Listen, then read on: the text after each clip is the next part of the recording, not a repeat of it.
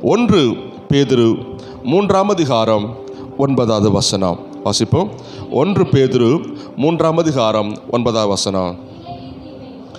தீமைக்கு தீமையையும் உதாசீனத்துக்கு உதாசீனத்தையும் சரி கட்டாமல் அதற்கு பதிலாக நீங்கள் ஆசீர்வாதத்தை சுதந்தரிக்கும்படி அழைக்கப்பட்டவர்கள் என்று அறிந்து ஆசீர்வதிங்கள். செபிப்போம். சர்வல்லவர் இந்த வார்த்தையின்படி, இந்த மாதத்தில் கொடுத்த வாக்குத்தத்தின்படி, நீங்கள் ஆசீர்வாதத்திற்கென்று அழைக்கப்பட்டவர்கள் என்று அறிந்து ஆசீர்வதிங்கள் சொன்ன வார்த்தையின்படி நாங்கள் இந்த ஆசீர்வாதத்தை உடையவர்களாக இருந்து ஆண்டவரே சாட்சியாக ஆசீர்வாதமாக இருக்க எங்களுக்கு கிருபை தாரும். வார்த்தையினால் பேசும் இடைப்படும் இயேசுவின் நாமத்தில் பிதாவே, ஆமென். இந்த வாசிப்போம். 1 பேதுரு 3ஆம் அதிகாரம் 9வது வசனம். தீமைக்கு தீமையையும் உதாசீனத்துக்கு உதாசீனத்தையும் சரி கட்டாமல் அதற்கு பதிலாக ஆசீர்வாதத்தை சுதந்திரித்துக் கொள்ளும்படியாக நீங்கள் அழைக்கப்பட்டிருக்கிறீர்கள் என்று அறிந்து ஆசீர்வதியுங்கள். அல்லேலூயா. ஆண்டவர் சொல்றாரு, நீங்கள் ஆசீர்வதிக்கப்பட்டவர்கள் என்று நினைத்து. நீங்க யாரு? அப்படியா? நல்லா தெரியுமா? நீங்க எப்படி ஆசீர்வதிக்கப்பட்டிருக்கீங்க சொல்லுங்களேன். இப்பதான் சொன்னீங்க ஆமென் ஆமென் ஆமென். நீங்க சொல்லுங்க, நீங்க எப்படி ஆசீர்வதிக்கப்பட்டிருக்கீங்க?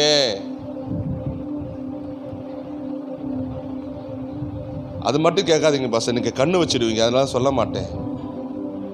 சொல்லுங்க, நீங்க எப்படிலாம் ஆசீர்வதிக்கப்பட்டிருக்கீங்க?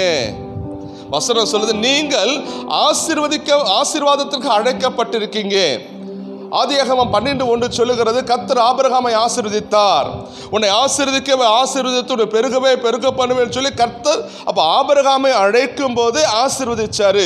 தேவன் ஒருவனை ரட்சிக்க விரும்பினால் அவன் ரட்சிப்பதற்கு அழைப்பதற்கு காரணம் அவன் சம்பூர்ணமாய் ஆசீர்வதிக்கப்படணும், அவன் ஆசீர்வாதமாய் இருக்கணும் என்றுதான் கர்த்தர் விரும்புகிறார். இன்னைக்கு ஆலயத்துக்கு வந்திருக்கிற நீங்க போராட்டத்திலும் கண்ணீரிலும் கஷ்டத்திலும் வியாதியிலும் நெருக்கத்திலும் இராதபடிக்கு நீங்கள் ஆசீர்வாதத்திற்கு உரியவர்கள் என்று ஆண்டவர் நினைத்து உங்களை ஆசீர்வதிக்க கர்த்தர் விரும்புகிறார்.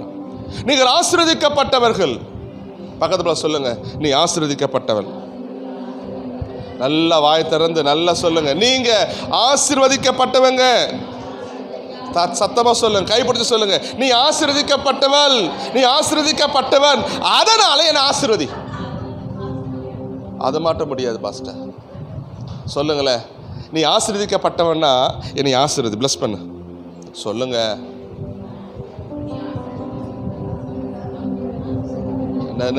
புரியல என்னது?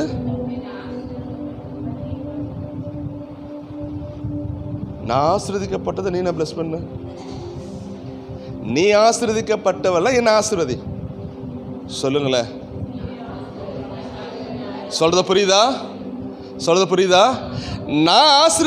நீ ஆசீர்வதிக்கப்பட்டிருக்கிறன்னா என் ஆசீர்வதி. சொல்லுங்க.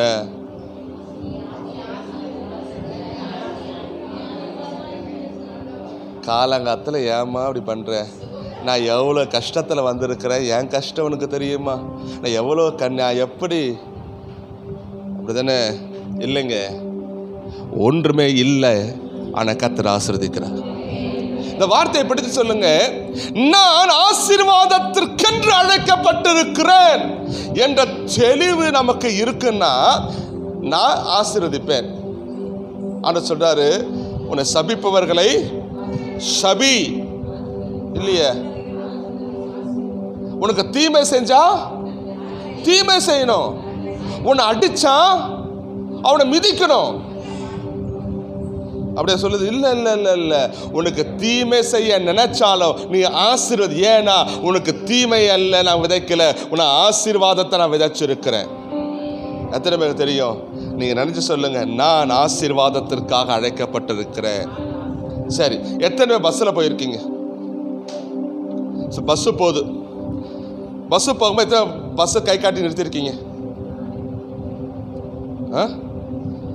நீங்கள் பஸ்ஸில் பார்க்குறீங்க, பஸ்ஸு டிரைவர் இருக்கார், கண்டக்டர் எல்லாம் இருக்கிறாங்க, பஸ்ஸு வருது, கை காட்டுறீங்க. ஆனால் பஸ்ஸில் நேம் போர்டு இல்லை. பஸ்ஸில் என்ன இல்லை, பெயர் இல்லை, நேம் போர்டு இல்லை, நீங்கள் கை காட்டுறீங்க, பஸ்ஸை நிறுத்துறான், ஏறுவீங்களா?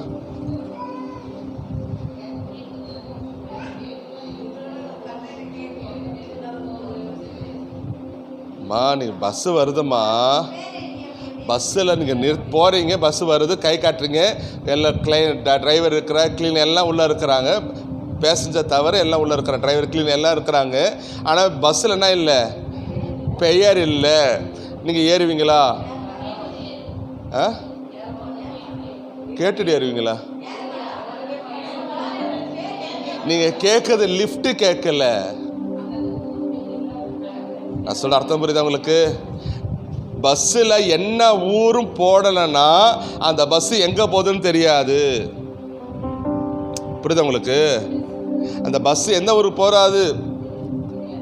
பஸ்ஸை நிறுத்தினாலும் பஸ் ஸ்டாப்பில் நிறைய பேர் நிற்கிறாங்க, ஆனால் யாரும் ஏற மாட்டாங்க. ஏன்? இது என்ன ஊருன்னு தெரியலையே, தெரியாத பஸ்ஸில் போய் எங்கே நிறுத்துறதுக்கான்னு ஏற மாட்டீங்க. ஆனால் எந்த பஸ்ஸு பேரோட வருதோ, பேருனா எந்த ஊருன்னு போட்டு வருதோ அந்த பஸ்ஸில் நீங்கள் ஏறுவீங்க. அப்படி தானே?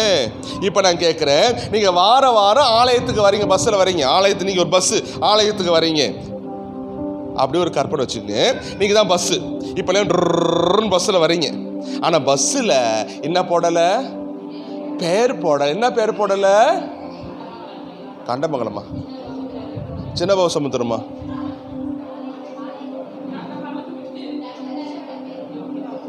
சொல்லுங்க, என்ன பேர் போடல? சர்ச்சு பேரா? கண்டமங்கலமா? அரியூரா? ஆசீர்வதிக்கப்பட்டவன். ஹலோ, உங்கள் பஸ்ஸில் நீங்கள் தான் பஸ்ஸு, உங்கள் பஸ்ஸில் ஆசீர்வதிக்கப்பட்டவன் என்ற பெயர் இருந்தா உன் பஸ்ஸில் நிறைய பேர் எழுதுவாங்க, ஐயா எனக்கு அந்த ஆசீர்வாதம் வேணும். ஆனால் எனக்கு அநேக பஸ்ஸில் பேரையும் காணும், ஊரையும் காணும், பஸ்ஸு மட்டும் வருது. வசனம் சொல்லுது, வந்தவர்கள் வந்த பிரகாரமாகவே போகிறாங்க. அர்த்தம் புரியுதா? நம்ம எப்படி வரோமோ அப்படியே போகிறோம். அப்போ ஆலயத்துக்கு வந்தா நான் எப்படி இருக்கணும்? ஆசீர்வாதத்திற்குரியவன் ஆசீர்வாதத்தை விதைக்கும் போது இந்த ஆசீர்வாதத்தை சுமந்துகிட்டு போன வசனம் சொல்றது, கண்ணீரோடு விதைக்கிறவன் கம்பீரத்தோடு அறுத்து சுமந்து கொண்டு போகிறான். அப்போ ஒருவன் ஆலயத்துக்கு வரும்போது, தேவனுடைய சமூகத்துக்கு வரும்போது, அவன் கண்ணீரோடு வரும்போது அவன் கண்ணீரோடு போகக்கூடாது.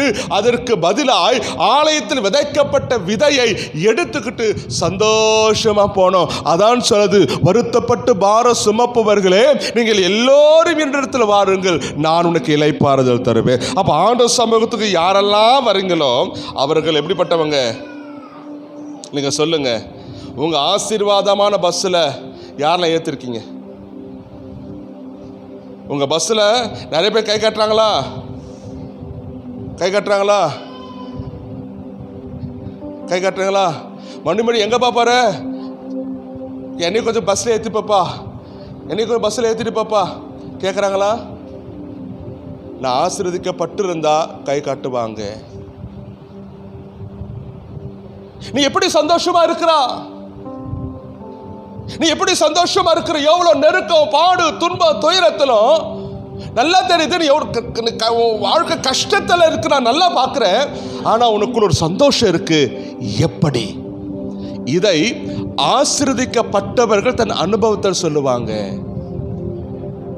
காசு பணம் இல்லை, சொத்து சுகம் இல்லை, எது இல்லையோ என் தேவன் பரிபூர்ணத்தால் நிரப்பியிருக்கிறார். பணம் ஒரு மனுஷனை சந்தோஷப்படுத்தாது, சொத்து ஒரு மனுஷனை சந்தோஷப்படுத்தாது. ஆனா ஆண்டவர் கொடுக்கிற சந்தோஷம் தான் நமக்கு நிரந்தரம். அவங்க சொல்லுவாங்க, நீ எப்படி சந்தோஷமா இருக்கிற, அது எனக்கு கொஞ்சம் சொல்ல ப்ளீஸ்.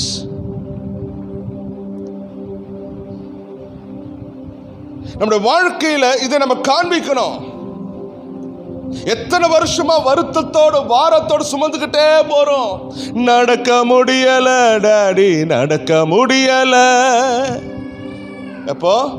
91 நடக்க முடியல டாடி, நடக்க முடியல.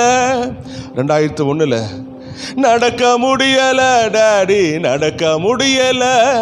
2011 நடக்க முடியல டாடி, நடக்க 2021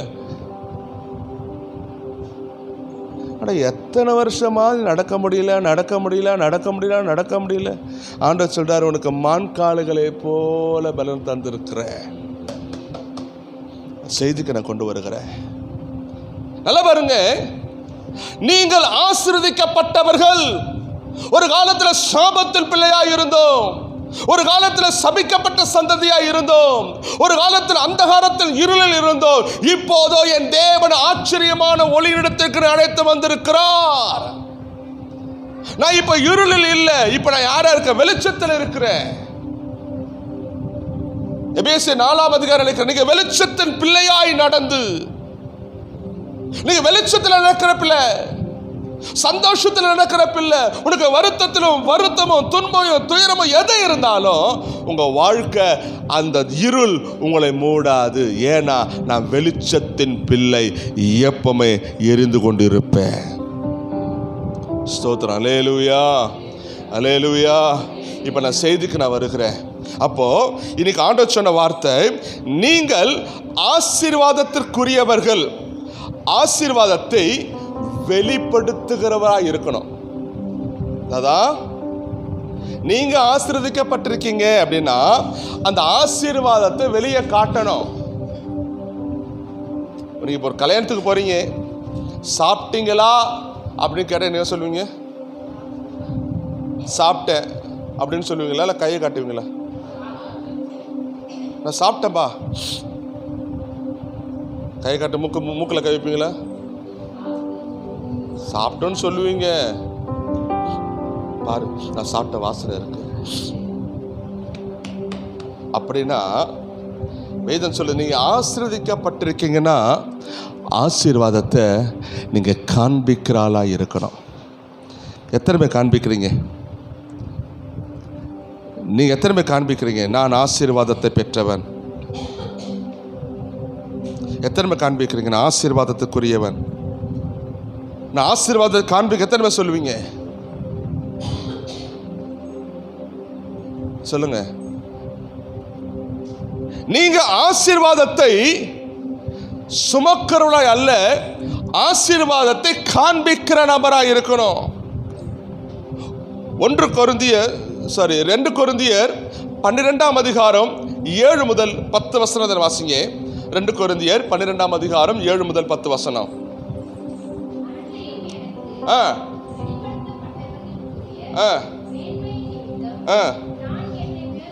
நான் என்னை உயர்த்தாதபடிக்கு என் மாம்சத்தில் ஒரு முள் கொடுக்கப்பட்டிருந்தது. என்னை நான் உயர்த்தாதபடிக்கு அது என்னை கொட்டும் சாத்தானுடைய தூதனா இருக்கிறது. அதை கவனிங்க, அது என்னை விட்டு நீங்கும்படிக்கு நான் 3 தரம் ஜெபம் பண்ணினேன். அதற்கு அவர், என் கிருபை உனக்கு போதும், உன் பலவீனத்தில் என் பலன் பூரணமா விளங்கும் என்று. நல்லா பாருங்க, பவுல் அப்போஸ்தலர் சொல்லுகிறார், எனக்கு ஒரு முள் கொடுக்கப்பட்டிருக்கிறது. அந்த முள்ளு என்னை ஒவ்வொரு நாளும் கொட்டிக்கிட்டே இருக்கு. இந்த முள்ளு நீங்கும்படி நான் 3 வேளை ஜெபிச்சுக்கிட்டே இருக்கிறேன். ஆனா அந்த முள்ளு என்னை நீங்கல. அப்ப ஆண்டவர் சொன்னாரா, என் கிருபை உனக்கு போதும், உன் பலவீனத்தின் என் பலன். நல்லா பாருங்க, பவுல் அப்போஸ்தலருக்கு இது முள்ளா இருந்தது. ஆனா இந்த முள்ளு எத்தனை விசுவாசிகளுக்கு, எத்தனை சபைகளுக்கு இது ஆசீர்வாதமாக இருந்திருக்கு தெரியுமா? வசனம், உன் பலவீனத்தில் என் பலன் பூரணமாய் விளங்கும். இன்னைக்கு நம்முடைய வாழ்க்கையில் வருகிற உபத்திரவத்தை, ஐயோ எனக்கு கஷ்டமா இருக்கு இல்ல, தேவன் உன் வாழ்க்கையில் அனுமதித்தது எல்லாம் நன்மைக்கு. தீமைகளை நன்மையாக மாற்றினீ, துன்பங்களை இன்பமாய் மாற்றினீ. நன்றி சொல்லுங்க, நன்றி, எல்லாம் நன்மைக்கே நன்றி. சொல்லு, ஆண்டவர் பார்த்து சொல்லு, நன்றி ஆண்டவரே, என் வாழ்க்கையில் உபத்திரவத்துக்காக நன்றி, என் வாழ்க்கையில் பட்ட அவமானத்துக்காக நன்றி, என் வாழ்க்கையில் பட்ட நெருக்கங்களுக்காக நன்றி. நன்றி சொல்லுங்க. உனக்கு ஒரு முள் கொடுக்கப்பட்டிருக்கிறது, அது உனக்கு முள்ளா இருக்கலாம், ஆனா அது அநேகருக்கு ஆசீர்வாதமா கத்த உன்னை கொண்டு வச்சிருக்கிறார். பவுல் அப்போஸ்தலன் தான் சொல்லுகிறார், என் கிருபை உனக்கு போதும், உன் பலவீனத்தில் என் பலன் புறம். இந்த பலவீனமான மனுஷன் தாங்க அநேக சபைகளை அசைக்கக்கூடிய மனிதனாய் கத்தர் மாற்றினார். இன்னைக்கு எனக்கு பலவீனம் பலவீனம் பலவீனம் சொல்லி சொல்லி வீட்டில் உட்காராதீங்க. உன் பலவீனத்தை வச்சுதான் கர்த்தர் தன் நாமத்தை மகிமைப்படுத்துகிறார். இன்னைக்கு உங்க வாழ்க்கையில் என்ன ஐயோ என்ற ஒண்ணுமே இல்லை, இல்லாததை தான் கர்த்தர் பயன்படுத்த விரும்ப, இருக்கிற வச்சு பயன்படுத்தல. என்கிட்ட ஒண்ணுமே இல்லை, வாப்பா நீதான், வாப்பா நீதான் எனக்கு தேவை. ஏன் தெரியுமா? குறையுள்ள பாத்திரங்களை தான் அவர் நிறையுள்ள பாத்திரமாய் மாற்றுகிறார். எந்த பாத்திரம் தண்ணி ஊற்ற, நிரம்பி இருக்கிற பாத்திரத்தை தண்ணி ஊற்ற மாட்டாங்க. எந்த பாத்திரம் வெறுமையா இருக்கோ அந்த பாத்திரம் தான் தண்ணீரால் நிரப்பப்படும். உன் வாழ்க்கை வெறுமையா இருக்க தெரிஞ்சுதா உன்னை ஆலயத்துக்கு கொண்டு வந்திருக்கிறாரு. இந்த பாத்திரத்தை வச்சுதான் கர்த்தர் மகிமைப்படுத்த விரும்புகிறார். கவனிங்க, உன்னிடத்தில் இருக்கிற ஆசீர்வாதத்தை வெளிப்படுத்து, உன்னிடத்தில் இருக்கிற ஆசீர்வாதத்தை வெளிப்படுத்து. மத்திய சுவிசேஷம் 16ஆம் அதிகாரம் எடுத்துங்க. மத்திய சுவிசேஷம் 16ஆம் அதிகாரம் 21ஆம் வசனத்தில் 28ஆம் வசனத்துக்கு வாசிங்க. மத்திய சுவிசேஷம் 16ஆம் அதிகாரம் 21 முதல்.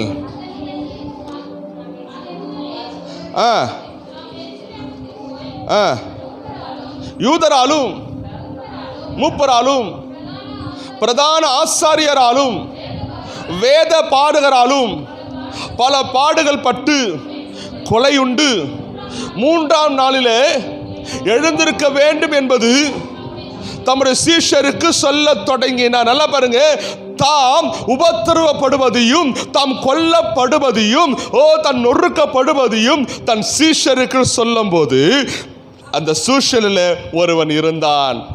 அப்போது பேதுரு அவரை தனியே அழைத்து கொண்டு போய், ஆண்டவரே, இது உமக்கு நேரிடக்கூடாதே, இது உமக்கு சம்பவிப்பதில்லை என்று அவரை கடிந்து கொள்ள தொடங்கினான். யாரை கடிந்து கொள்ள தொடங்கினா? யார? இயேசுவ யார் கடிந்து கொண்டா? யாரு? பேதுரு. ஏன் கடிந்து கொண்டா? ஆண்டவர் சொன்னாரு,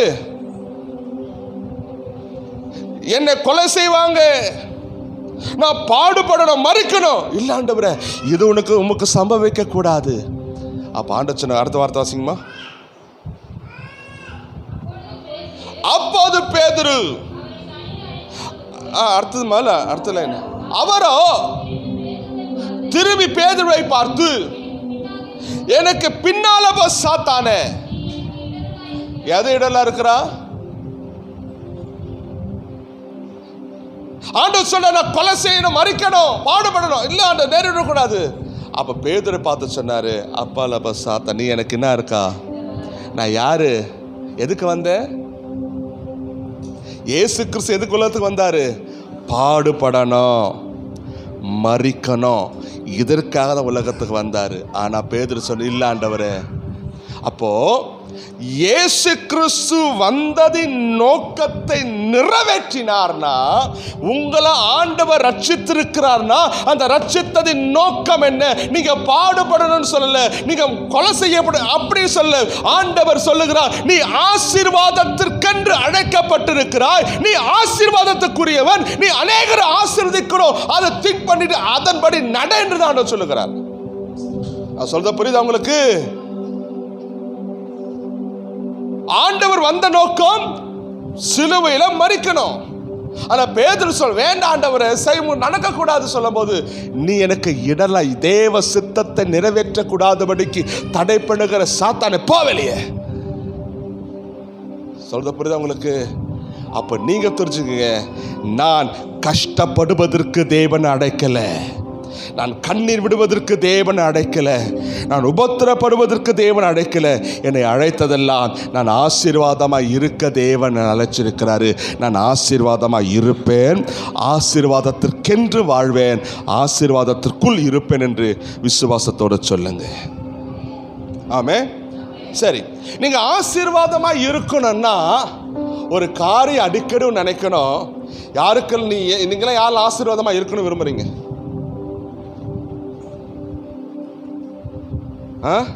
ஆசீர்வாதம் இருக்கணுமா? அப்போ ஆசீர்வாதமாக இருக்கணும்னா ஒன்று செய்யணும், நீங்கள் உங்களை இயேசுவுக்கு ஒப்பு கொடுக்கணும். யாரெல்லாம் ஒப்பு கொடுக்குறீங்க? 2 கை தானா? ஆமென், ஆமென். சொல்லுங்க, யாரெல்லாம் ஆசீர்வாதம் இருக்கிறத ஒப்பு கொடுக்குறீங்க? நான் ஒப்பு கொடுக்குறேன் ஆண்டவரே.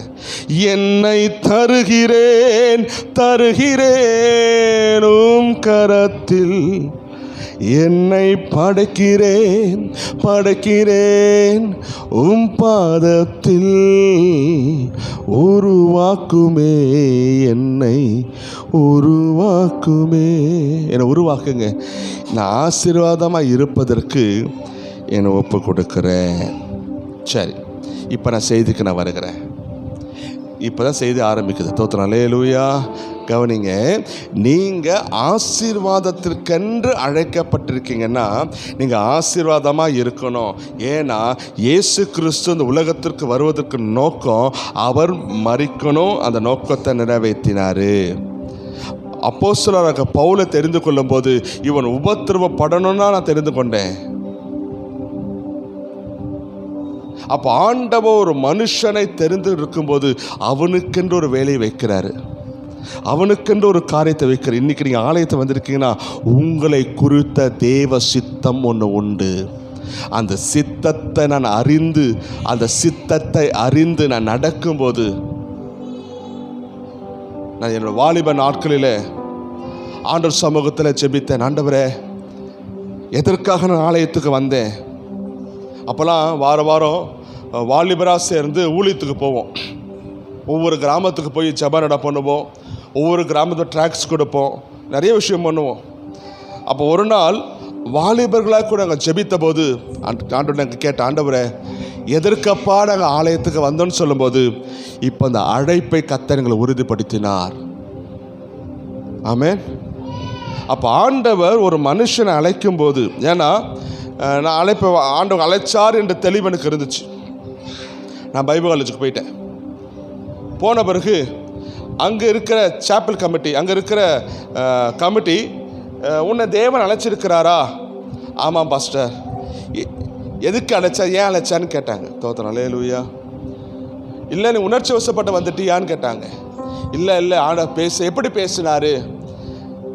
நான் சொன்னேன், இந்த வசனத்தை இல்லை இல்லை இல்லை, இந்த வசனம் உனக்கு ஊழியத்துக்கான அழைப்பு இல்லை. நீ போ, உனக்கு 2 மணி நேரம் டைம் தரேன். 2 மணி நேரத்தில் இப்போ உட்காந்து அழுது ஜெபம் பண்ணு.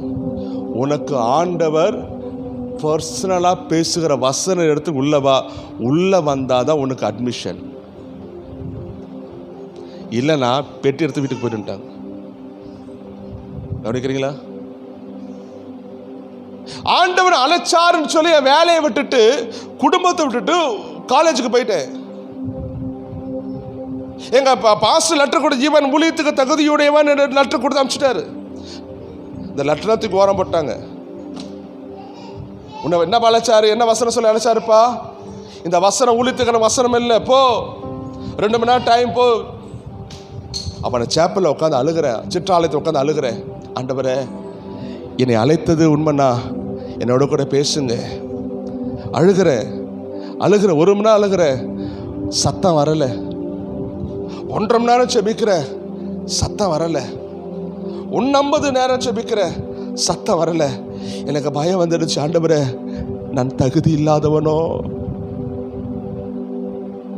இந்த ஊழியத்துக்கு தகுதி இல்லாதவனோ. அப்போ ஜெபிச்சுக்கிட்டே இருக்கும்போது ஒரு பிரச்சனை வந்து என் மேலே இறங்குச்சு. கர்த்தருடைய சத்தம் கேட்டது, ஜான், உன்னை என் ஊழியத்துக்கு அழைக்கிறேன். ஓகே, வசனம். அப்போதான் சொன்னார், ஏசாயா 42:6-7 வசனத்தை அவனுக்கு கொடுக்குறேன், இப்போ போய் அந்த வார்த்தையை போய் சொல்லுன்னாரு. அதை சொன்னபோது அங்கே இருக்க கமிட்டி என்னை அங்கீகரிச்சது. உன்னை சொல்கிறேன், ஏன் அந்த வசனம் வாக்கு தத்தம், ஏன் அந்த வாக்கு தத்தம்? ஊழியத்தில் பாடு வரும், ஊழியத்தில் கஷ்டம் வரும், ஊழியத்தில் வெறுமை வரும், ஊழியத்தில் வறட்சியான சூழ்நிலை வரும். அப்போ நீ தடுமாறக்கூடாது. அப்போ உனக்கு ஆதரவாக இருக்கிறது இந்த வசனம்தான். அழைத்தவரே அழைத்தவரே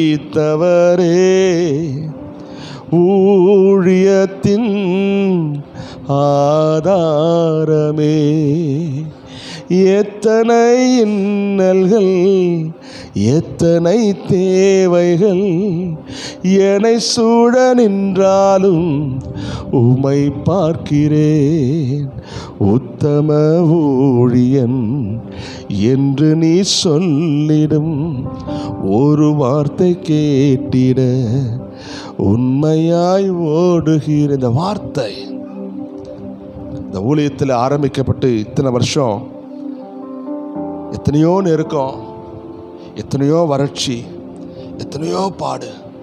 இந்த ஊழியத்தொட்டு போயிடலாமா நினச்ச நாட்கள், அநேக நாட்கள் உண்டு. சே, இப்போ இங்கே வேலைக்காக போயிடலாம், போ இங்கே வச்சு ஆட்களை வச்சு நடத்துறதுக்கு எனக்கு வேண்டாம், எங்கேயாவது வேலைக்கு போயிடு, என் குடும்பத்தை நடத்தினால முடியும், இப்போ எங்கே போகிற ஆண்டவரே, வேண்டாம், ஊழியமே வேண்டாம். அப்போ ஆண்டவர் சொன்ன வார்த்தை, ஏன்பா என் சிலுவை நீ சுமக்க மாட்டியா, என் சிலுவை நீ சுமக்க மாட்டியா? ஆண்டவரே, இந்த சிலுவை என்னால் தாங்க முடியும், இது பெட் இல்லை, முள்ளு, என்னால் படுக்க முடியல, என்னால் சுமக்க முடியல. ஆண்டவர் சொன்னாரு, இல்லைப்பா, இந்த பட்டணத்தை கட்டவன் அழைச்சிருக்கிறேன். பட்டணத்துக்கு நிறைய பேர் வந்தாங்க, வந்துட்டு எல்லாம் 1 வருஷம் 2 வருஷம் ஓடிட்டாங்க. பிடிச்சிக்கோ, ஒரு நாள் நீ எதிர்பார்த்ததுக்கு மேலே சபை மாறும். இன்னைக்கு அநேகர் விசுவாசம் சொல்கிறேன் தெரியுமா, பாஸ்ட்டுக்கு என்னப்பா அழகாக சட்டை அயன் பண்ணிட்டு வந்து நின்றுடுறாரு, அவருக்கு என்னப்பா? அது ஒன்று தான் தெரியும், அதுக்கு பின்னாடி நாங்கள் சுமக்கிற சுமை எத்தனை விசுவாசிகளுக்கு தெரியும். ஆமென், ஆமென். ஒரு விசுவாசி ஆலயத்துக்கு வரலனா ஆண்ட கணக்கு கேட்பாரு. தெரியுமா உங்களுக்கு? எனக்கு எஜமான் யாரு? விசுவாசிகள் இல்லை, கர்த்தர். அவருடைய வேலைக்கான வச்சிருக்கிறாரு. அப்போ கேட்பாரு, இன்னைக்கு ஏன் ஞான சுதந்திரம் வரல? ஆண்டு கேட்பாரு, இல்லை ஆண்டவரே அவன் உடம்பு சரியில்லை சொன்ன. அப்படியா? நீ ஏன் குணா வரல? அப்படியா? நீங்க சொல்ற கதையை நான் நம்புவேன். திஸ் இஸ் ஃபுல் ஆஃப் பண்ணி வைங்கம்மா ப்ளீஸ். சர்ச்சில் வந்தால் கர்த்தர் வார்த்தை மாட்டேன், எந்த எல்லா ஃபோனில் ஆஃப் பண்ணி வச்சுருங்க. சொல்லுங்க, ஏன் வரல? நீங்கள் காரணம் சொல்லலாம். இந்த காரணம் ஆண்ட ஒரே ஒரு அப்படியா? ஓகே, அப்போ அப்படியான்னு கேட்டால் அதுக்கு என்ன அர்த்தம்? சொல்லுங்க. ஓகே, இது உங்களுக்கும் தெய்வனுக்குரியது. தோத்தனால் ஐயா போன நிறுத்துங்க.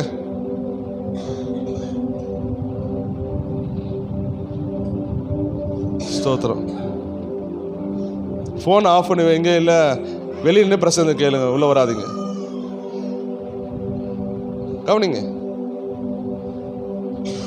ஒரு வார்த்தையை தெளிவுபடுத்துங்க. நான் ஆலயத்துக்கு வந்தா கர்த்தருடைய பிரசனத்தை, கர்த்தருடைய வார்த்தையை கேட்கணும். அதுக்கு இடுவராக எத்துக்கு ஓரம் கட்டுங்க. ஆமென். கர்த்தருடைய வார்த்தை தவிர யார் வார்த்தை முக்கியமாக இருக்கு? மனுஷ வார்த்தை முக்கியமாக இருக்கு. ஆமென். கர்த்தருக்கு ஸ்தோத்திரம். ஹல்லேலூயா. ஏன்னா ஆண்டவர் சொன்ன காரியம் நீ ஆசீர்வாதத்திற்கென்று அழைக்கப்பட்டிருக்கிற. நீ அதை நினைச்சு பாரு. இன்னைக்கு சொல்றேன், நான் உபத்திரத்தை சொல்லல, இந்த ஊழியத்தில் இத்தனை வருஷமா கத்த வச்சிருக்கிறாரு, அதுதான் கிருபை. தோத்திரம். அல்லேலூயா, அல்லேலூயா. ஊழியத்துக்கு எத்தனை எதிர்ப்பு, போராட்டம், நெருக்கம் எதுவான வந்து போடுறோம். ஆனால் நான் ஒன்று பார்ப்பேன், என்னை ஆண்டவ அழைச்சா நோக்கத்தை நோக்கி ஓடிக்கிட்டே இருக்கிறேன். தோத்திரம். அல்லேலூயா, அல்லேலூயா. சரி, நான் செய்திக்கு நான் கடந்து வருகிறேன். அப்படின்னா ஆண்டவர், நீங்கள் ஆசீர்வாதத்தை யார் எப்படி வெளிப்படுத்துறாளா இருக்கணும்னா, ஆண்டவர் இன்னைக்கு பேசுற வார்த்தை உங்களை ரோல் மாடலா வைக்கும்படி விரும்புகிறார். ரோல் மாடல் என்னது? ரோல் மாடல் என்னது? இப்போ சொன்ன போனா, இப்போ யார சொல்ல, இப்போ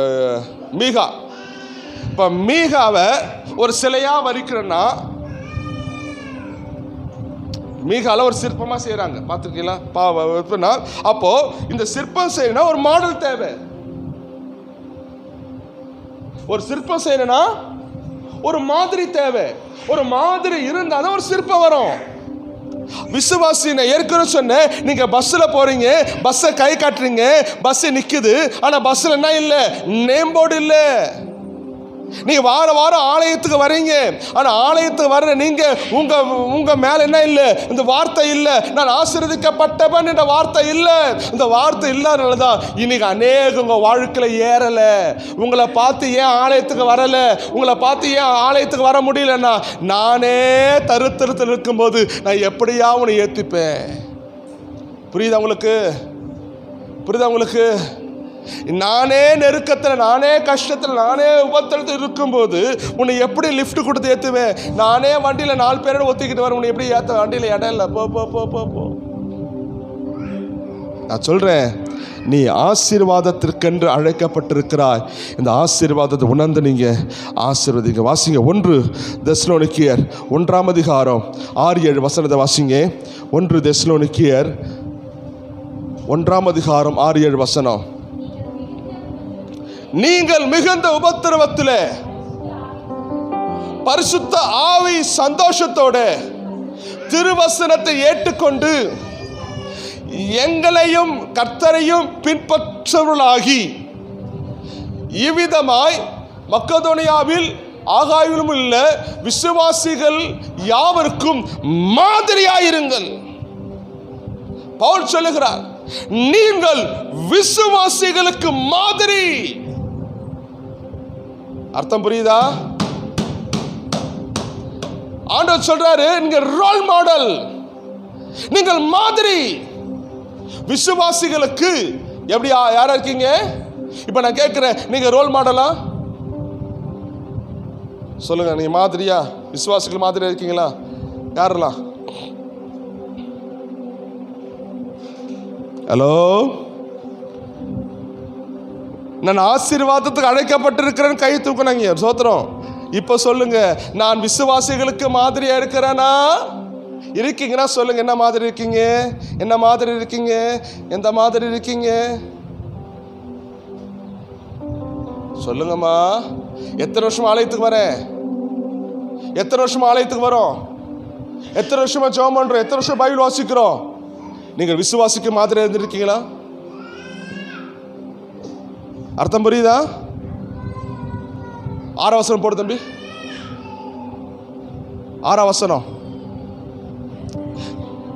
நீங்கள் மிகுந்த உபத்திரவத்திலே பரிசுத்த ஆவியின் சந்தோஷத்தோட திருவசனத்தை ஏற்றுக்கொண்டு எங்களையும் கர்த்தரையும் பின்பற்றுவர்களாகி மக்களுடைய சபைகளுக்கு ஆகாயிலும் சபைகளுக்கும் நீங்கள் மாதிரியா இருக்கீங்க.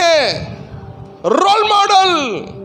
எத்தனை கஷ்டம், எத்தனை துன்பம், எத்தனை உபத்திரம் வந்தாலும் ஆண்டுடைய வசனத்தை விட்டு விலகாமல் இருக்கீங்களே.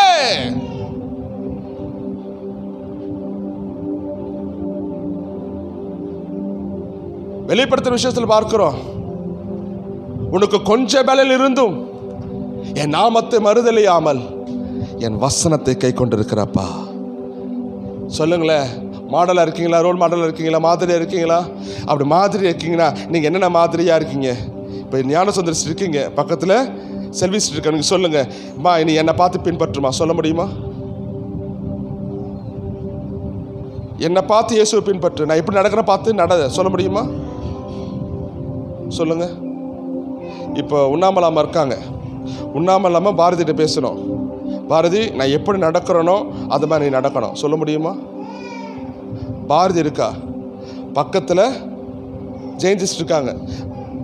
சிஸ்டர், என்னை பார்த்து ரோடு மேலே நடங்க, சொல்ல முடியுமா? ஜெயின்சிஸ்ட் இருக்காங்க, பக்கத்தில் குணா இருக்கா. குணா, என்னை பார்த்து ரோடு மேலே நட, சொல்ல முடியுமா? ஒய், ஏன் நடக்கலையே?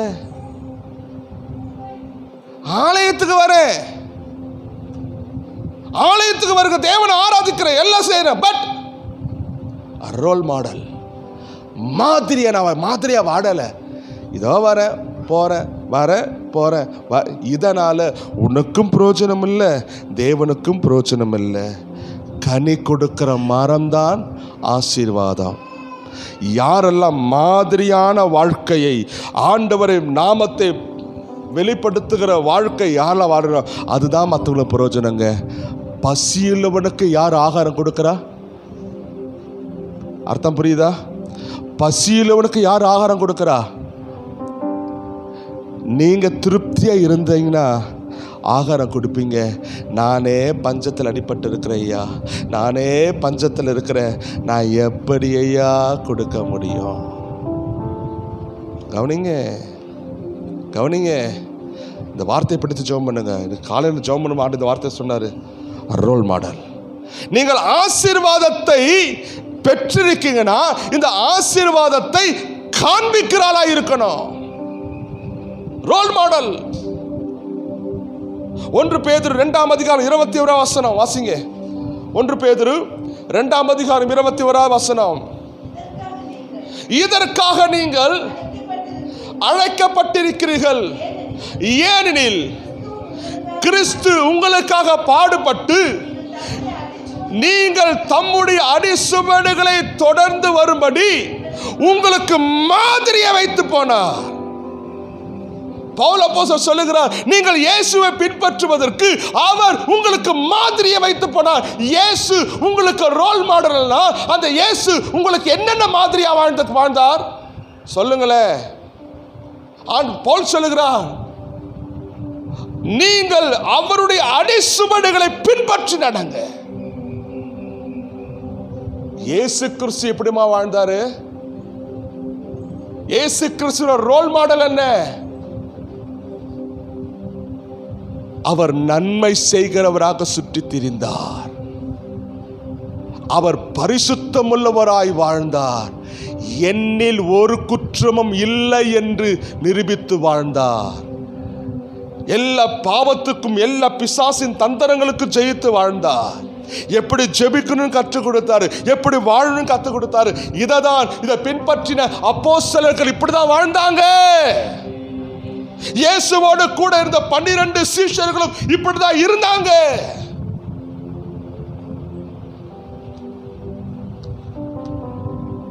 மோசே சீனா மலைக்கு ஜெபம் பண்ண போனார், அப்படிதானே? போகும்போது ஆண்டவர் சொன்னாரு, ஒரு ஆசாரிய கூடாரத்தை கட்டுப்பான்ட்டார்,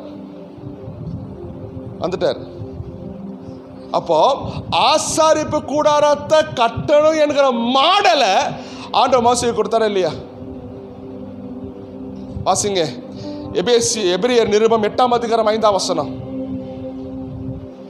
எபிரியர் 8:5. திரும்ப வாசிக்குமா? இவர்கள் செய்யும் ஆராதனை பரலோகத்தில் உள்ளவைகளுக்கு சாயலுக்கும் நிழலுக்கும் ஒத்திருக்கிறது. அப்படியே மோசே கூடாரத்தை உண்டு பண்ண போகையில் மலையில் உனக்கு காண்பிக்கப்பட்ட மாதிரியின்படியே நீ எல்லாவற்றையும் செய்ய எச்சரிக்கையாயிரு என்று தேவனுக்கு கட்டளையிட்டார். ஒரு ஆசாரிப்பு கூடாரம் எப்படி இருக்கணும் என்கிற பிளான் ஆண்டவர் கொடுத்தார். எந்த பிளான் படிதான் ஆண்டவர் செய்தார். நோவா பேழையை கட்டினா, இந்த பேழையை கட்டக்கூடிய பிளான் ஆண்டவர் கொடுத்தாரு. எத்தனை முழம், எத்தனை அகலம், உயரம். இப்ப நீங்க வீடு கட்டுறீங்கன்னா பிளான் படம் வீடு கட்டுவீங்களா? சொல்லுங்களேன். இப்ப மணிமணி இடம் வாங்குறா, ஒரு வீடை கட்டுறா, பிளான் பண்ணவங்க கட்டுவியா? கொத்தனார் மேஸ்திரிங்க வாங்க, இந்த 10 லட்சம் வீட்டை கட்டுன்னு சொல்லி போயிடுவீங்களோ? சொல்லுங்க, என்ன சொல்லுவீங்க? ஒரு பிளான் எடுத்துட்டு வாப்பா, மாடல் எடுத்துட்டு வா. எத்தனை ஆகல? 20, 40, 20, 60 இடமா? ஓகே. கிச்சன் இத்தனை அளவு இருக்கணும், bedroom, living room, guest room. Plan போடுறது தானே. பிளான் வச்சு தான் வீடை கட்ட முடியும். ஒரு விசுவாசி ஆவிக்குரிய வாழ்க்கையில் வளரணும்னா நீங்கள் ரோல் மாடலாக இருக்கணும். மாதிரியாக ஒரு மாதிரி இருந்தால் வளர முடியாது, மாதிரியாக இருக்கணும். நான் விரும்புகிறேன் தெரியுமா? ஒரு விசுவாசி இன்னொரு விசுவாசிக்கு மாதிரியாக இருக்கணும். அவங்கள பார்த்து கற்றுக்கணும். இவங்கள போல நான் செபிக்கணும் ஆண்டவரே, இவங்கள போல நான் பரிசுத்தமாக வாழணும் ஆண்டவரே, இவங்கள போல உண்மையாக இருக்கணும் ஆண்டவரே, இவங்கள மாதிரி நான் தேவனை இதை தான் பார்வோடு காட்டணும். யாரை காட்டுறோம் அப்படி? சொல்லுங்களேன். இன்னைக்கு எங்கள் நான் ஊழித்து வந்திருக்க காரணம், நான் ஒரு விஷயம், ஒரு சில நபரை மாடலாக வச்சேன். இவங்களை போல ஆராதிக்கணும் ஆண்டவரே, இவங்களை போல இருக்கு அந்த ஆசையை நிறைவேற்றுவதற்கு பிரயாசப்பட்டேன். எனக்கு பாட்டு பாட வராதுங்க, என் தொண்டையெல்லாம் வேற தொண்டை, பாட்டே வராது. ஆனால் பாடணும்னு ஆசை வச்சேன், அதை பாடுவதற்கு முயற்சி எடுத்தேன். பாட்டை போட்டு 10 பாட்டு 20 இந்த ராகம் வர வரைக்கும் கேட்டுக்கிட்டே இருப்பேன். புரியுதுங்களா? பாட்டை கேட்பேன், பாடுவேன், கேட்பேன், பாடுவேன், கேட்பேன், பாடுவேன். அந்த ராகம், அந்த டியூன் சரியாக வர வரைக்கும் அதை பாடிக்கிட்டே இருக்கதான் கத்தைய தொண்டையை மாற்றினார். ஆமென். யோசிச்சு பாருங்களேன். இன்னைக்கு ஆராதனை நடத்துறதுக்கு கத்தை வெளியே கொண்டு போகிற காரணம் தெரியுமா? நான் முயற்சி எடுக்கிறதுனால. எனக்கு என்னோட திறமையால் நிறைய பேர் இருக்கிறாங்க, என்னோட பண்ணனே இருக்கிறாங்க. ஆனால் அவர்களுக்கு ஈடாக வருவது நான் விலைக்கிறையை செலுத்தணும். நீங்க இயேசுவை அடிசுவனை பின்பற்றி நடங்க. யோவானின் சுவிசேஷம் 1ஆம் அதிகாரம் 1ஆம் வசனம். சீக்கிரம். யோவான் 1ஆம் அதிகாரம் 1. ஆதியில வார்த்தை இருந்தது, அந்த வார்த்தை தேவனிடத்தில் இருந்தது.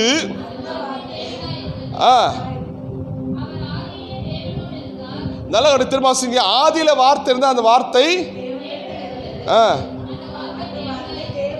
நல்லா பாருங்க. அப்போ யோவான் வாசிக்கிறோம், வார்த்தை மாம்சமாகி, அப்படிதானே? வார்த்தை மாம்சமாய் அது வெளிப்படுது. வார்த்தை மாம்சமாய் மாறுது.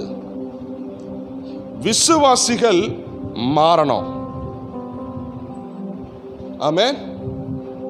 விசுவாசிங்க சுவிசேஷத்தை அறிவிக்கிற ஆளாய், உங்கள் வாழ்க்கையில மாதிரியை காண்பிக்கிறவளாய் நீங்க மாறணும். நீங்க எப்படி ஜெபிக்கிறீங்க எனக்கு சொல்லிக் கொடுங்களேன். நீங்க எப்படி தேவனை ஆராதிக்கிறீங்க சொல்லிக் கொடுங்க. உங்க பேச்சு, உங்க நடக்க எல்லாம் என்ன சொல்லிக் கொடுங்க. இயேசுவை பின்பற்றுகிறாளா நீங்க மாறுங்க. தோத்திரம். அல்லேலூயா, அல்லேலூயா, அல்லேலூயா, அல்லேலூயா. இந்த வார்த்தையை சொல்லுங்க. ஆண்டவரே, வார்த்தை மாம்சமானது போல நான் ஆலயத்தை வந்திருக்கிறேன், என் வாழ்க்கை மாறணும் ஆண்டவரே. நீங்க மாறலன்னா தேவனுக்கு பிரயோஜனம் இருக்க முடியாது. என்ன சொல்ற? நீங்க மாறுற வரைக்கும் ஆட விடவே மாட்டார். ஆமென், ஆமென். இப்போ ஒரு பிள்ளை, இப்போ பெனி இருக்கான், ஸ்கூல் +2 படிக்கிற ஸ்கூலுக்கு போகிறான். காலை 7 மணிக்கு போனால் 7 மணிக்கு விடுவாங்க. டெய்லி டெஸ்ட் வைப்பாங்க. டெய்லி டெஸ்ட் எடுத்து அந்த கிளாஸ் டீச்சர் எதிர்பார்க்கிற மார்க்கை வர வரைக்கும் விட மாட்டாங்க. வரலன்னா 9 மணி தான் வருவார். என்னை ஏன் அந்த ஸ்கூலில் சேர்த்தீங்க? ஒரு வாட்டி லேட்டாக வந்தான், அடுத்த வாட்டி நேரத்தை. ஏன்னு தெரியுமா? புரியுது உங்களுக்கு? சரியா மார்க் எடுக்கலன்னா 9 மணி அனுப்புகிறாங்க, நான் என்ன பண்ணக்கூடாது? புரியுது உங்களுக்கு? இப்போ கரெக்டாக 6:10 ஃபோன் வருது, அப்பா விட்டுட்டாங்கப்பா, எப்படா விட்டாங்க, நான் படிச்சுட்டேன்ப்பா, எழுதிட்டேன்ப்பா. ஓ, அப்போ என்ன பண்ணுது? இப்படி படிக்கிறதுக்கு தான் 9 உட்கார வச்சாங்க. தோத்திரம். அல்லேலூயா. இது நம்ம கசப்பாக தான் இருக்கும், ஆனால் பிள்ளைங்க நல்லா வரணுமே. தோத்திரம். அல்லேலூயா, அல்லேலூயா, அல்லேலூயா. ஸ்கூலில் சப்போஸ் லீவ் போட்டுருவார், இந்த ஸ்கூலில் போய் இந்த பர்மிஷன் கேட்டுக்கு நான் படுற பாடு இருக்குமே. சார், நீங்கள் பாஸ்டர் தானே, நீங்கள் பாஸ்டர் தானே, உங்கள் விசுவாசிக்கு சர்ச்சுக்கு வரலன்னா நீங்கள் என்ன பண்ணுவீங்க சார்? கேட்பீங்களா? அவன் காரணத்தை விடுவீங்களா சார்? விடமாட்டீங்களா சார்? ஸ்கூல் நேரத்தில் பிள்ளைய டிஸ்டர்ப் பண்ணாதுங்க சார், டீசெண்டாக சொல்லுவாங்க. தோத்திரம். அல்லேலூயா. இதுக்கு மேலே பதில் சொல்ல முடியுமா? ஆமே. கவனிங்க. ஏன்னா இப்போ நான் பாஸ்டர் ஸ்கூலுக்கு தெரியும், அறிவு ஜிஹெச்சுக்கு தெரியும். போனா நீ பாஸ்டர் தானே, நீ நல்லா இருந்தால் தான் உன் விசுவாசிக்கு போதிப்ப. இப்போ கண்டதை தின்ன தொப்பை வளர்த்தா உன் விசுவாசிக்கு நான் போதிப்ப. டாக்டர் கேட்பாங்க. தோத்திரம். அல்லேலூயா. கவனிங்க. இதை நான் எதுக்கு நான் சொல்கிறேன்னா, இதுதான் சொல்கிறேன். நம்முடைய வாழ்க்கையில் சிலவற்றை நம்ம மாற்றி ஆகணும். ஹல்லேலூயா, ஹல்லேலூயா, ஹல்லேலூயா. உங்கள் வாழ்க்கைக்கு மாற்றத்தை கொண்டு வாங்க. கர்த்தர் உதவி செய்ய. வாசிங்க ரோமர் நிருபம் 8:29. சீக்கிரம் நான் முடிக்கிறேன். ரோமர் 8:29.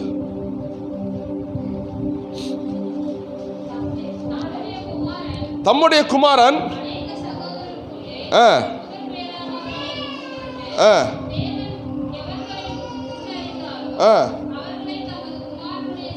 நல்லா பாருங்க, எவர்களை முன்னறிந்தாரோ அவர்களை தம்முடைய குமாரனுக்கு சாயலுக்கு ஒப்பாய் முன் குறித்தார். அப்ப ஆண்டவர் தம்முடைய சாயலாய், தேவ சாயலாய் மாறணும். ஆமென். விசுவாசியா நீங்க விசுவாசியா இருக்காதீங்க, நீங்க உங்க வாழ்க்கையை மறுரூபமாக்குங்க, உங்க வாழ்க்கையை மாத்துங்க, பேச்சுல மாறுங்க, பார்வையில மாறுங்க, நடக்கையில மாறுங்க. ஏன்னா நான் வாலிபாரா நடத்தும் வாலிப பிள்ளைங்க சொல்லிக் கொடுப்பேன், பிள்ளைகளே நீங்க உங்க பேச்சுல மாறணும். இந்த லோக்கல் லாங்குவேஜில் பேசக்கூடாது. ஐயா த மூஞ்ச பாரு, இந்த தொலைச்சிடுவேன். ஆமென். கவனிங்க. மாறின யூத்துக்கு வா, மாற்றி விடுறேன். தோத்திரம். அல்லேலூயா, தோத்திரம். அல்லேலூயா. கவனிங்க. பிள்ளைங்க சொல்லிக் கொடுக்குன்னு முதல்ல பேச்சு இந்த லோக்கல் லாங்குவேஜ் முதல்ல நிறுத்து. ரெண்டாவது ட்ரெஸ்ஸு ஒழுங்கு நீட்டாக போடு. மற்றவங்க மதிக்கிற மாதிரி நீட்னஸ் அதான் சொல்லிக் கொடுக்குறோம். உன் நடக்கணும், ஒரு மாதிரி நீட்டாக நட, கம்பீரமாக நட, தலை கொடுத்து நட, நிமிந்து நட. அப்போ உன்னை பார்க்கும்போது நீ கெத்தா நிற்கணும். அதான் சொல்லிக் கொடுக்குறோம், அதுதான் மோல்டு பண்ணுறோம். தோத்திரம். அல்லேலூயா. புரியுதா உங்களுக்கு? நீங்கள் சொல்லிக் கொடுக்காததான் அங்கே சொல்லிக் கொடுக்குறோம். தோத்திரம். அல்லேலூயா. நோக்கம் பிள்ளைங்கள் எல்லாம் வளர்ந்து, நான் பிள்ளைங்களை சொல்லுவேன், வாலிபர்களே நீ வேலைக்காரனா போகக்கூடாது, நீ வேலையை கொடுக்குறலாம் மாறு. அது அதான் சத்தியத்தை சொல்லிக் கொடுத்து உன்னை திறமைகளை வெளியே கொண்டு வந்து பயன்படுத்துகிறோம். அதனால் உங்கள் பிள்ளையை யூத்துக்கு அனுப்பிவிடுங்க, பிள்ளையை உருவாக்குறோம். தோத்திரம். அல்லேலூயா. தேவனுக்கு மகிமையுண்டாவதா. ஒன்று சொல்கிறேன். அப்போ ஆண்டவர் உங்களை எப்படி உருவாக்குறாரா? தம்முடைய சாயலுக்கு ஒப்பாக மாற்றுகிறாரு. அப்போ இயேசுவோடு கூட, அதாவது யூதாஸ் இருக்கா இல்லையா, யூதாஸ் இயேசுவை காட்டி கொடுத்தான். எப்படி காட்டி கொடுத்தான்? ஏன் முத்தமிட்டு காட்டி கொடுத்தான்? ஏன் முத்தம்? ஏன் அடையாளம் தெரியாதா? ஏன் இருட்டா? சொல்லுங்க.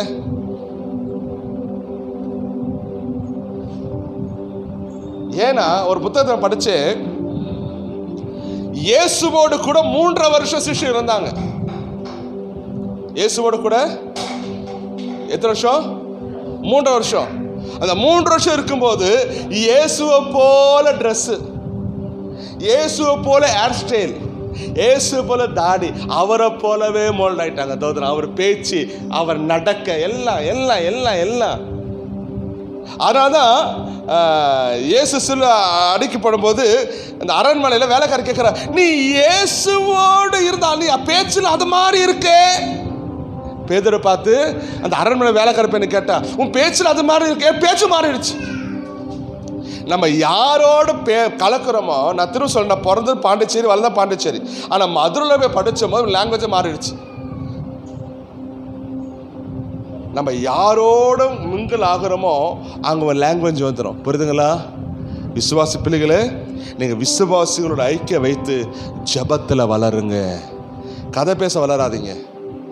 போய் இந்த கதை பேசுறது அங்கே இதெல்லாம் தொலைச்சிடுவேன் சொல்லிட்டேன். இந்த பழக்கம், இந்த பேட், இந்த கெட்ட பழக்கத்தை வைக்காது. அங்கே போய் இங்கே சொல்லி இதுவும் வேலை இல்லை. நீ ஜெபிக்கிறவனாக மட்டும்தான் இருக்கணும். போய் அங்கே போய் அடுத்த விட்ட கதையை போய் சொல்ல நீ போன. இயேசுவின் நாமத்தில் பிதாவே. புரியுதுங்களா? சிஸ்டர் அந்த வீட்டை பார்த்தீங்களா? அந்த சிஸ்டர் தெரியுமா? அவங்க வீட்டில் அவ்வளோ பிரச்சனை இருக்கான். அவங்க வீட்டில் பிரச்சனை, உனக்கு என்னம்மா? உன் வீட்லேயே பிரச்சனை ஓடுது. அதை முதல்ல பாரு. அடுத்தவன் கதை எனக்கு தேவையில்லை. நீ யாரா இருக்கிறோம்? ஜெபிக்கிறவனா போ. ஜபத்தை மட்டும் விதை. பேசுகிறாங்களா? ஸ்தோத்திரம், நம்ம ஜெபம் பண்ணுமா? இதுதான் நல்ல பழக்கம். உங்கள்கிட்ட யாராவது வந்து யாருக்கும் குறை பேசுனா முதல்ல இது காதை கொடுத்து கேட்குறத நிறுத்துங்க. ஏன்னா நம்ம குறை கேட்குறதுல நம்ம காது ரொம்ப இன்ட்ரெஸ்டாக இருக்கும். தயவுசெய்து உங்கள்கிட்ட வந்து யாராவது இவங்களை பற்றி குறை பேசுகிறாங்கன்னா, சிஸ்டர் இது எனக்கு வேண்டாம், இந்த ஆவி எனக்கு வேண்டாம், நம்ம அவங்களுக்காக ஜெபம் பண்ண வாங்க. இதுதான் நல்ல ஸ்பிரிட். இதுதான் சொல்லுங்க. இதுதான் பக்கத்து சொல்லுங்களேன். என்ன சொல்ல போறீங்க? இனி நான் குறையாட்டு பேச மாட்டேன். எந்த குறையத்தை என்கிட்ட வந்துடாத. இதுக்காக நான் அழைக்கப்படலை. தோத்திரம். அல்லேலூயா. இந்த எண்ணத்தை கொண்டு வாங்க, இந்த மாடலை கொண்டு வாங்க. ஆண்டவரை ஆசீர்வதிப்பார். அப்போ ஏன்னா இயேசுவோடு இருந்தபோது இந்த 3 வருஷத்துல இயேசுவை போல அந்த சாயலா வந்துடுச்சு. அதனால தான் அடையாளம் தெரியாதனால தான் என்ன பண்ணாங்க? காட்டி கொடுப்போம். இயேசுவை கட்டி பிடிச்சி முத்தம் கொடுத்தான். புரியுதுங்களா? இப்போ இத்தனை வருஷமா ஆலயத்துக்கு வரீங்க, இயேசுவை போல மாறிட்டுமா? அவர் போல் பேசிட நாவு இல்லை, அவர் போல் நடந்திட கால்கள் இல்லை. யார போல? உம்மோடு பேச எனக்கு ஒரு ஆசை. நல்லா இருக்கு. பட் மாறுங்க. விசுவாசியே, நீங்கள் ஆசீர்வாதத்தை பெற்றிருக்கீங்கன்னா அந்த ஆசீர்வாதத்தை காண்பிக்கிறாளா மாறுங்க. ஆசீர்வாதத்தை காண்பீங்க. நீங்கள் ரோல் மாடலாக இருங்க, அடையாளத்தை காண்பீங்க. ஸ்தோத்திரம். அல்லேலூயா. நீங்கள் மறுரூபமாக. ஏன்னு சொன்னா ஒரு சொல்லி ஒன்று முடிக்கிறேன். ஒரு வீட்டில் இப்போ கன்சீவாக இருக்கிறாங்க. இப்போ கன்சீவாக இருக்காங்கன்னா வீட்டில் ஒரு குழந்தை போட்டோ வச்சுருப்பாங்க. பார்த்தீங்களா? ஏன் வைக்கிறாங்க? இப்போ ஒரு திருமணமான பிள்ளை கன்சீவ் ஆகிட கருவிட்டு இருக்கா, அந்த வீட்டில் வைப்பாங்க தெரியுமா? ஒரு குழந்தை ஃபோட்டோ வைப்பாங்க. ஏன்?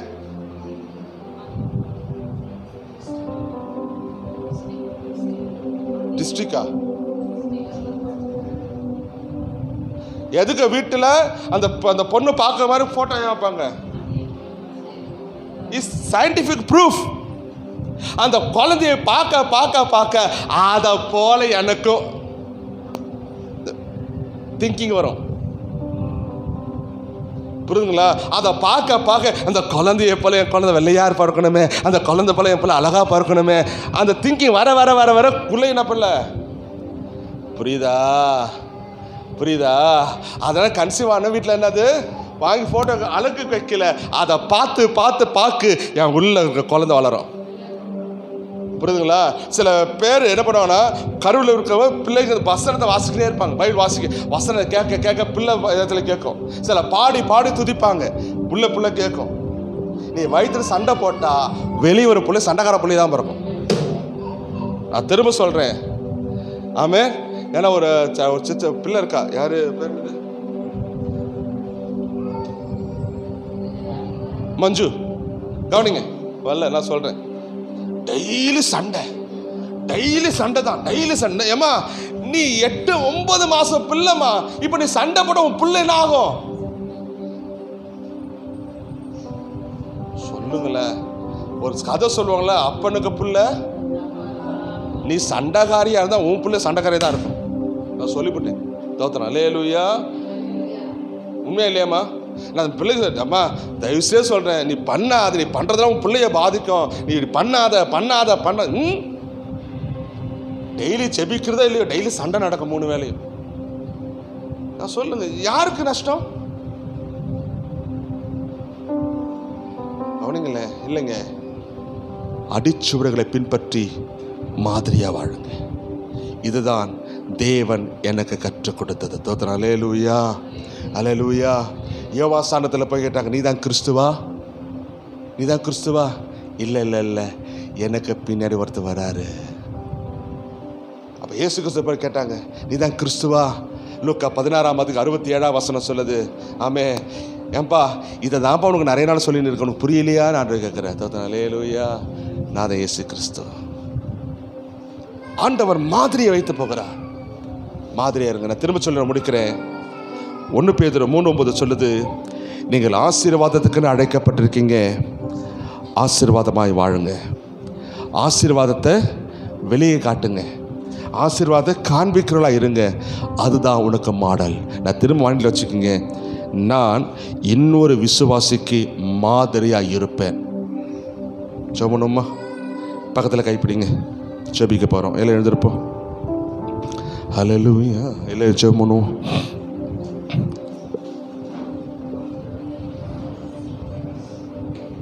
ஹல்லேலூயா. செலுக்கட்டும். ஹல்லேலூயா. கர்த்தாவே, எல்லாம் எழுந்திருப்போம். ஹல்லேலூயா. கண்களை மூடும். இயேசுவின் நாமத்தினால, இயேசுவின் நாம கைப்பிடிச்சு ஜெபம் பண்ணுங்க. நீங்கள் 2 பேர் ஜெபம் பண்ணுங்க. ஆண்டவரே, ஹல்லேலூயா, நான் இவங்களுக்கு மாதிரியாக இருக்கணும். நீங்கள் சொல்லி ஜெபம் பண்ணுங்க, சொல்லி ஜெபம் பண்ணுங்க.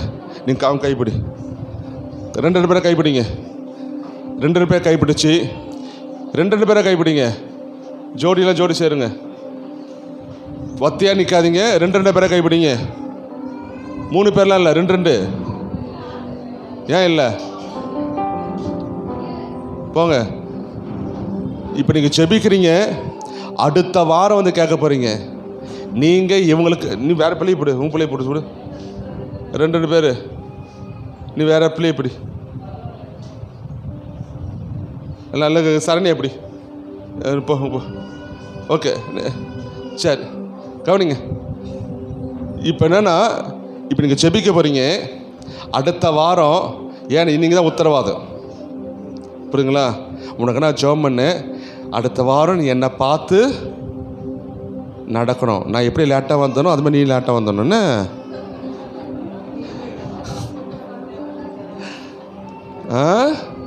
நான் எப்படி முடிச்சு ஆமேன்னு சொல்லி ஓடணும், அதே போல் நீ ஓடிடணும். என்ன தவறுங்க, இந்த பொழப்பு வச்சிங்க உங்கள் வளர்ச்சிக்கு தானே சொல்கிறேன். தோத்திரம். அல்லேலூயா. ஆண்டவரே, நான் இவங்களுக்கு மாதிரியாக வாழ எனக்கு உதவி செஞ்சு ஜெபம் பண்ணுங்க. இப்போ நான் ஜெபம் பண்ண போகிறீங்க, நான் இவங்களுக்கு ரோல் மாடலாக, இவங்க பேரை கேளுங்க, பேரை கேட்டு சொல்லுங்கள். ஆண்டவரே, இப்போ ஆண்டவர் சரண்யாக்கு நான் என்னை பார்த்து சரண்யா மாறணும் ஆண்டவரே சொல்லி அந்த மாடலை கொண்டு வாங்க. இதுதான் ஐக்கியம். ஜெபம் பண்ணுங்க, ஒரு 2 நிமிஷம் ஜெபம் பண்ணுங்க. ஹல்லேலூயா. சொல்லுங்க, ஆண்டவரே, ஆண்டவரே, நான் மாதிரியாக வாழணும் ஆண்டவரே. ஒரு மாதிரி இல்லை, நான் இந்த நபருக்கு மாதிரியாக இருக்கணும், ஆசீர்வாதமாக இருக்கணும், ரோல் மாடலாக இருக்கணும். ஆண்டவரே, எனக்கு ஜெபிக்க கற்றுக் கொடுங்க, எனக்கு ஜெபிக்க கற்றுக் கொடுங்க, எனக்கு ஜெபிக்க கற்றுக் கொடுங்க. நான் ஜெபிக்கிறவனாய் மாறணும் ஆண்டவர். என்னிடத்தில் ஜெபம் வெளியே வரட்டும், எனக்குள் ஆவிக்குரிய கனி வெளியே வரட்டும், எனக்குள் இந்த ஸ்பாமு வெளியே வரட்டும். ஓ ஹல்லேலூயா, ஹல்லேலூயா. எனக்குள் இந்த ஸ்பாமு வெளியே வரட்டும், எனக்குள் இந்த எண்ணெய் வெளியே வரட்டும். ஓ உதவி செய்ய கேளுங்க, ஜெபம் பண்ணுங்க. இயேசுவின் நாமத்தினால, இயேசுவின் நாமத்தினால, இயேசுவின் நாமத்தினால சொல்லி ஜெபம் பண்ணுங்க. இயேசுவின் நாமத்தினால, இயேசுவின் நாமத்தினால சொல்லுங்க. இயேசுவின் நாமத்தினால ஓ உடைய வல்லமை வெளிப்படுவதற்காய் ஸ்தோத்திரம் ஆண்டவரே சொல்லி ஜெபம் பண்ணுங்க. ஆண்டவரே, என் கையை பிடிச்சிரு நபருக்காக நான் ஜெபிக்கிறேன். ஒரு அபிஷேகனையும் அவளுக்கு தாங்க. கேளுங்க, கேளுங்க, கேளுங்க. ஒரு அபிஷேகம் தாங்கப்பா. என்னிடத்தில் இருக்கிற அபிஷேகம் இவர்களை வந்து பலிக்கட்டும், இவர்களை நிரப்பட்டும். சொல்லுங்க, இவன் என்னுடைய அபிஷேகம் நான் இவளுக்கு வைக்கிறேன். இவங்களை ஆவில நிரம்பட்டும், இவங்களை பரிசுத்தமாக்கப்படட்டும், தேவ பயத்தில் தேவ பக்தியில் வளரட்டும், சாட்சியா இருக்கட்டும். இவங்க ஆண்டவர் எனக்கு ஆசீர்வாதமா ஆசீர்வாதமா இருக்கணும். சொல்லி ஜெபம் பண்ணுங்க. எனக்கு ஆசீர்வாதமா இருக்கணும் ஆண்டவரே. ஓ ராபா காதானா ஹம்தனா போ ரபாலா ஷீகா ரதரா ஷகரதன ஹரரியாரதனா ஓ ரபாலா ஹம்தர ஹம்தர ஷீகரதனி அங்கதரபுரபா. இயேசுவின் நாமத்தினாலே, இயேசுவின் நாமத்தினாலே, இயேசுவின் நாமத்தினாலே, இயேசுவின் நாமத்தினாலே, இயேசுவின் நாமத்தினாலே, இயேசுவின் நாமத்தினாலே, இயேசுவின் நாமத்தினாலே, இயேசுவின் நாமத்தினாலே. ஓ ராகத ஹந்தர ஷீகரதர். ஜெபம் பண்ணுங்க, ஜெபம் பண்ணுங்க. ஒரு நல்ல ஜெபம் பண்ணுங்க. இயேசுவின் நாமத்திலே, இயேசுவின் நாமத்திலே, இயேசுவின் நாமத்திலே, இயேசுவின் நாமத்திலே, இயேசுவின் நாமத்திலே, இயேசுவின் நாமத்திலே, இயேசுவின் நாமத்திலே, இயேசுவின் நாமத்திலே, இயேசுவின் நாமத்திலே, இயேசுவின் நாமத்திலே, இயேசுவின் நாமத்திலே, இயேசுவின் நாமத்திலே, இயேசுவின் நாமத்திலே, இயேசுவின் நாமத்திலே, இயேசுவின் நாமத்திலே, இயேசுவின் நாமத்திலே, இயேசுவின் நாமத்திலே, இயேசுவின் நாமத்திலே நான் உன்னை ஆசீர்வதிக்கிறேன். சொல்லி ஜெபம் பண்ணுங்க. நான் உன்னை ஆசீர்வதிக்கிறேன், நான் உன்னை ஆசீர்வதிக்கிறேன், ஆசீர்வதிக்கிறேன், ஆசீர்வதிக்கிறேன், ஆசீர்வதிக்கிறேன், ஆசீர்வதிக்கிறேன், ஆசீர்வதிக்கிறேன். இவங்க மேல சாபம் நீங்கட்டும், இவங்க மேல தரித்திரம் நீங்கட்டும், இவங்க ஆசீர்வாதமா இருக்கட்டும். நான் ஜெபிக்கும் போது இவங்க ஆசீர்வதிக்கப்படட்டும் ஆண்டவரே. ஆமே. 1 பேதுரு 3:9 படி நீங்கள் ஆசீர்வாதத்திற்கு அழைக்கப்பட்டிருக்கிறீர்கள் அறிந்து நான் ஆசீர்வதிக்கிறேன். என் கையை பிடிச்சிருக்க நான் ஆசீர்வதிக்கிறேன். உதவி செய்யுங்க.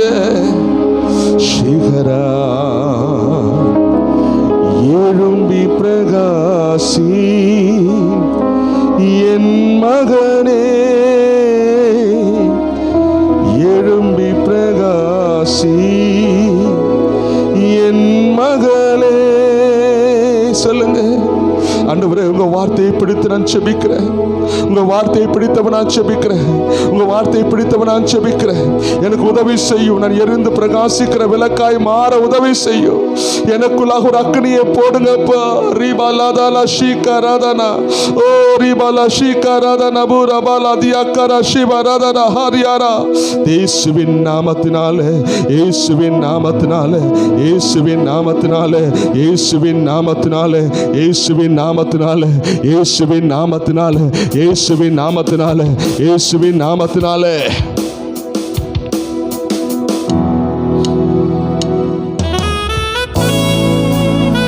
எழும்பி பிரகாசி. உன் ஒளி வந்தது. கர்த்தரை மகிமை உன்மேல் உதித்தது. உன் எழுந்து பிரகாசிக்கிற விளக்காய் கர்த்தர் மாற்றுகிறார்.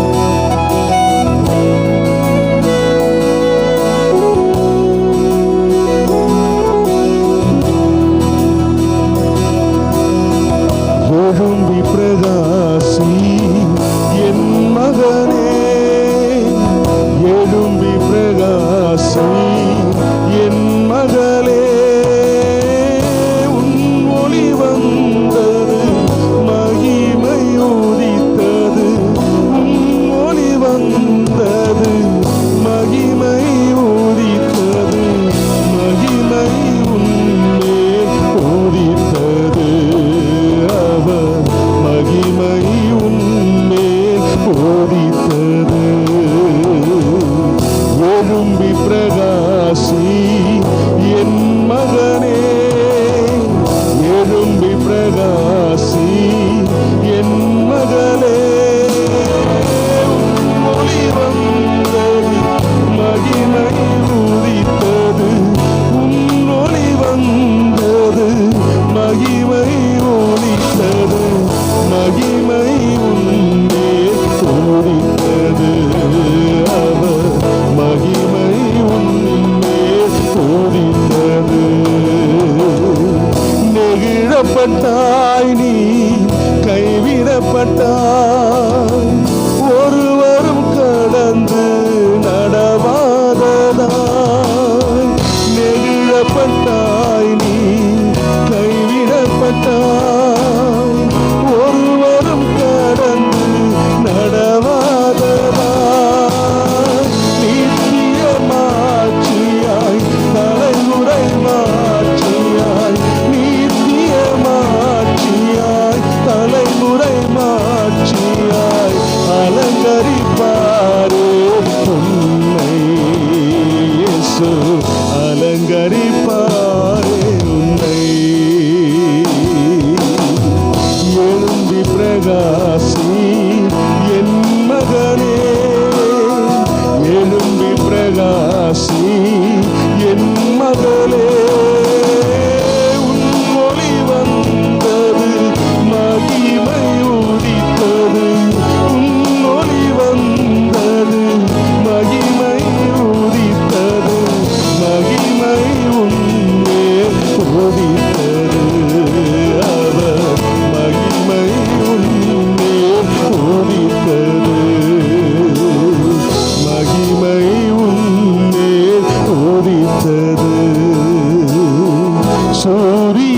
வெளிச்சம் தரவில்லையோ, சந்திரன் வெளிச்சம் தரவில்லையோ, சூரியன் வெளிச்சம் தரவில்லையோ, சந்திரன் வெளிச்சம் தரவில்லையோ, கர்த்தரே உனக்கு நித்திய வெளிச்சம், கர்த்தரே உனக்கு நித்திய வெளிச்சம், தேவனே உனக்கு மகிமை, தேவனே உனக்கு மகிமை. எழும்பி பிரகாசி என் மகனே, எழும்பி பிரகாசி என் மகனே, மகிமை உதித்தது உன்னொளி வந்தது, மகிமை உதித்தது, மகிமை உன்மேல் உதித்தது, அவர் மகிமை உன்மேல் உதித்தது, அவர் மகிமை உன்மேல் உதித்தது. கிருபையின் தேவனே, நீ சன்னிதானத்தின்று செபிக்கிற வானமும் பூமி உண்டாக்கின கர்த்தரிடத்தில் ஒத்தாசை வரட்டும். 1 பேதுரு 3ஆம் அதிகாரம் 9ஆம் வசனத்திலிருந்து சொன்னீங்க, நீ ஆசீர்வாதத்துக்கு அழைக்கப்பட்டிருக்கிறாய் என்று அறிந்து ஆசீர்வதிங்க. நீங்கள் ஆசீர்வாதத்தை வெளிப்படுத்துகிற நபராய் இருங்க. பவுல் தன் வாழ்க்கையை வெளிப்படையாக வைத்தான். இயேசு கிறிஸ்து நமக்கு அடிச்சுவடுகளை வைத்து போனார். சபையே, நாம் மற்ற விசுவாசிகளுக்கு ரோல் மாடலாய் ஆசீர்வாதமாக இருக்க நம்ம அர்ப்பணிப்போம். நம்முடைய பேச்சு மாறணும், நம்ம செயல்கள் மாறணும், நடவடிக்கை மாறணும், குணங்கள் மாறணும். ஆண்டவரை பிரதிபலிக்கிற நபராய் மாறுங்க. 3 வருஷம் இயேசுவோடு கூட இருந்தவங்க அவரை போல மாறினாங்கன்னா, இத்தனை வருஷமா நான் இயேசுவோடு கூட இருக்கிறேன்னு சொல்றீங்க. ஒரு சேஞ்ச் உங்கள் வாழ்க்கையில் ஏற்பட ஒப்பு கொடுங்க. I will surrender daddy, I will surrender. என்னை முழுமையாக ஒப்பு கொடுக்குறேன், என்னை ஏற்றுக்கொள்ளுங்க. இன்னைக்கு கர்த்தர் உங்களோடு பேசியிருந்தால் உன் கரம் உயர்த்தி சொல்லுங்க, ஆண்டவரே நான் மாதிரியாக இருப்பேன், நான் ஆசீர்வாதத்தின் பேருந்தாக இருப்பேன். என் வாகனத்தில் அநேகரை ஏற்றிக்கிட்டு வருவேன். ஆண்டவரே, என்னை பார்க்கும்போது நான் இயேசுவால் எப்படி ஆசீர்வதிக்கப்பட்டிருக்கிறேன் என்பதை நான் அவங்க என்னை பார்த்து அவங்களும் என்னோட கூட ட்ராவல் பண்ண உதவி செய்யுங்க. கர்த்தாவே உதவி செய்யுங்க. கைகள் ஒப்பு கொடுக்குறோம் இயேசுவின் மூலம் பிதாவே. ஆமென்.